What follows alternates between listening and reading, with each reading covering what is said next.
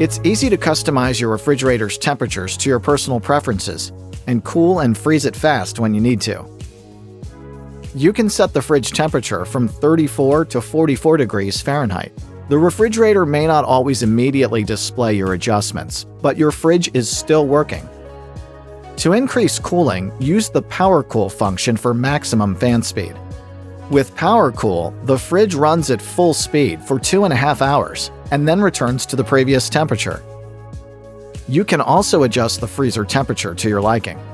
Set the freezer temperature from -8 to 5 degrees Fahrenheit. When you need to freeze fast, the Power Freeze function increases to maximum fan speed before returning to the previous temperature.